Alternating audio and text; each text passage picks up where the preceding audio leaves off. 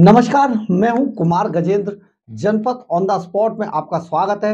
हमारे एक दूसरे social media platform podcast with Kumar Gajendra में भी आपका स्वागत है। अब बात करते हैं दिल्ली के शराब घोटाले की। दिल्ली के शराब घोटाले में शायद आम आदमी पार्टी इस शराब की बोतल के अंदर शायद डूबकर खत्म ही होने वाली है। ऐसा हम इसलिए कह रहे हैं कि शराब के जो काले कारोबार में आम आदमी पार्टी के जो हाथ काले हुए, वो उनसे अब दाग जो है छूटने का नाम नहीं ले रहे हैं। अरविंद केजरीवाल की गिरफ्तारी के अगले ही दिन आम आदमी पार्टी का एक और विधायक और बड़ा कद्दावर नेता, अपने आप को समझे जाने वाला, दिल्ली के अंदर बड़ा वजन रखता था, बड़ा पैसा कमाया इस नेता ने, ये अब ईडी के रेडार पर आ गया है। ईडी के रेडार पर इसलिए आ गया है कि शराब घोटाले में इस बड़े नेता का भी पूरा पूरा हाथ था और बहुत सारा पैसा गोवा चुनाव के लिए यही नेता गोवा के अंदर ले गए थे और वहां पर ले जाके इन नेताजी ने ये सारी जो काली कमाई थी इसको डिस्ट्रीब्यूट किया था।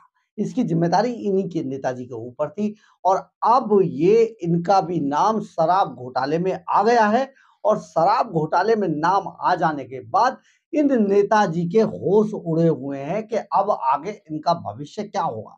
लेकिन हालांकि देखा जाए तो ये काफी चर्चित रहे हैं हर मामले में। पिछले जो एमसीडी इलेक्शन थे उसमें भी इनका नाम बड़ा चर्चा में रहा। बड़ा इन्होंने पैसे का लेन देन किया है हर तरीके से देखा जाए तो। और अब ये एक बार फिर से ईडी के रेडार पर आ गए हैं और ईडी, क्योंकि अभी तक बहुत सारी चीजें जो है सिर्फ चल रही थी, चर्चा में थी, लेकिन अब पहली बार ईडी के रेडार पर ये नेताजी आ गए हैं और अब इनका बचना बड़ा मुश्किल है। क्योंकि अगर देखा जाए तो ये सारा मामला बड़ा गंभीर इन पर ईडी जैसा बता रही है। ईडी की जो चार्जशीट में या ईडी के जो पन्नों में दर्ज हुआ है वो काफी गंभीर मसला है और उनमें हो सकता है आने वाले दिनों में ईडी की जो आंच है वो इन नेताजी तक पहुंच जाए और इनका भी दामन जलने लगे। जो जांच एजेंसी, जो ईडी ने जो दावा किया है, हवाला के जरिए 45 करोड़ रुपए गोवा में विधानसभा चुनाव के लिए भेजे गए थे। जो गोवा विधानसभा चुनाव हुआ था उसमें 45 करोड़ रुपए भेजे गए थे। गोवा चुनाव के दौरान आपकी चुनाव प्रचार संबंधी गतिविधियों में शामिल विभिन्न लोगों के बयान दर्ज किए गए। ईडी ने गोवा में विधानसभा चुनाव के समय सर्वे मैनेजर्स, विधानसभा प्रबंधकों जैसे काम के लिए उन्हें नगद भुगतान करने की बात कहते हुए आप विधायक दुर्गेश पाठक पर बड़ा आरोप लगाया था। अब आप समझिए, ये नेताजी हैं दुर्गेश पाठक साहब।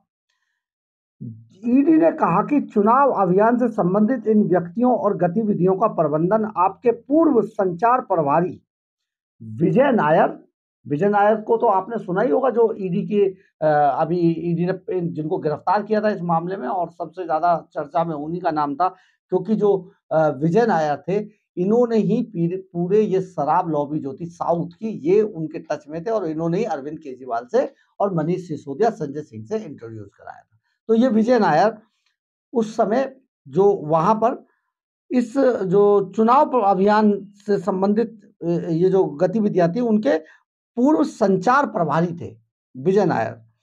और विजय नायर और आप विधायक दुर्गेश पाठक द्वारा किया गया था ये पूरा प्रबंधन गोवा के अंदर।